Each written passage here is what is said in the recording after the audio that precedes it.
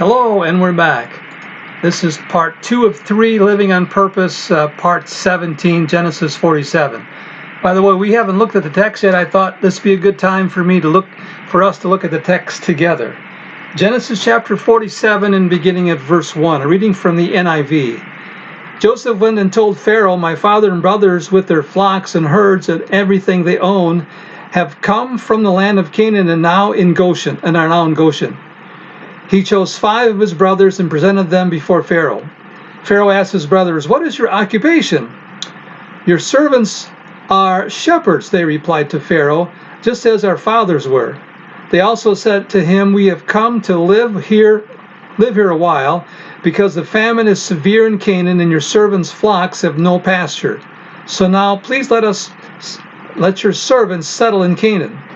Pharaoh said to Joseph, "Your father and your brothers have come to you, and the land of Egypt is before you. Settle your father and your brothers in the best part of the land. Let them live in Goshen.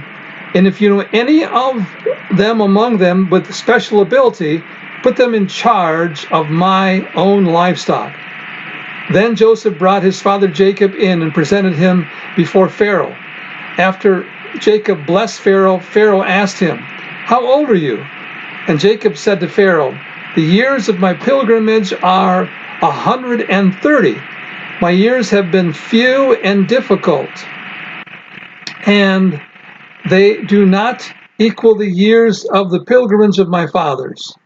Then Jacob blessed Pharaoh and went out from his presence. This is the word of God.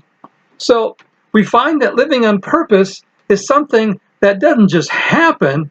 It's something that occurs when the people of God choose to believe God and trust God. So as we began in part 1, the first thing that we find is it's about being accountable to others. There's a second thing that we find about what it means to live on purpose, and that is this. Number 2, it is about thinking outside the box. It is about thinking outside the box. The expression thinking outside the box is a contemporary expression. It is to say, think beyond yourself. Think outside of your own understanding by allowing yourself to explore what may not be so comfortable for you. Thinking about what others are saying who may have more insight than you do. Now, there are 3 things that we learn from the life of Joseph whereby we find that Joseph was thinking outside the box. Here's the first thing. A willingness to do whatever it takes to help others. A willingness to do whatever it takes to help others.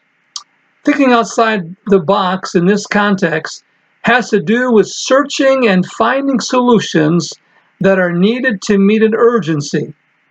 At times, God may put you in an urgent situation because you are the best one to be able to search it out and to find a solution. The pressure that puts on us or on you demands you think outside of yourself and seek the help of the Lord. No doubt this is what Joseph did. When the famine drained all the Egyptians' money to buy grain for their survival, the people came to Joseph pleading with him for help. And Joseph had to react quickly and wisely.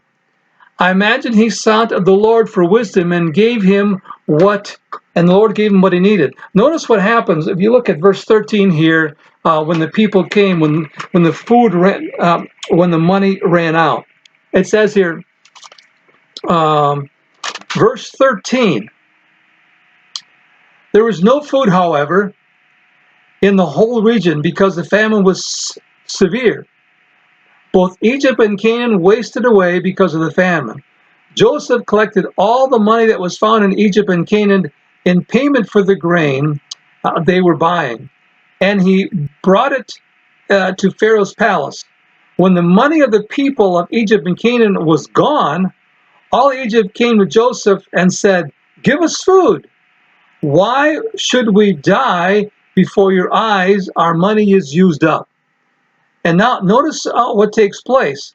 Joseph said in verse 16, "Bring your livestock." Talk about thinking outside the box. I mean, the people were all out of money, and because the Spirit of God was in Joseph, Joseph was able to do some forward thinking because God was helping him. So not only willingness to do whatever it takes to help others, but B, a willingness to take bold steps that need to be taken.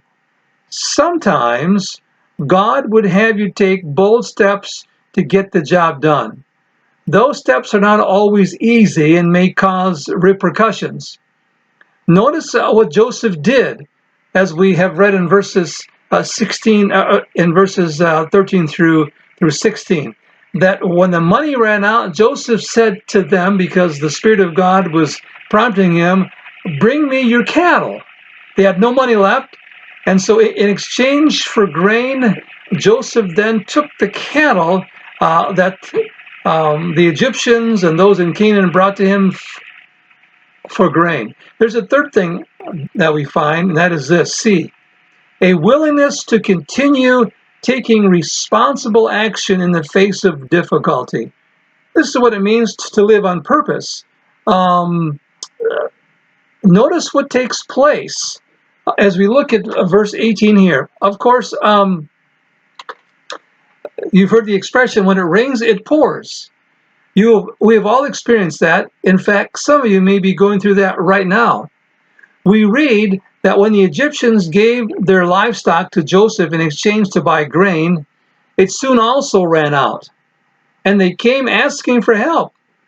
All they had left were their bodies and their land. And this time, the people offered themselves and their land to Joseph in exchange for grain, so that they would not die of starvation. So instead of Joseph having to find a new way to deal with this, God made it possible as the people came to Joseph and said, "Listen, we have no more money, we have no more cattle, and now all we have left is ourselves and our land. And we're willing to give you ourselves and our land in exchange for grain." Here's a principle. Living on purpose is about thinking outside the box to move us to address important issues that need attention and resolution. Well, that's part 2 of 3. I'll see you in part 3 in just a moment. Bye for now.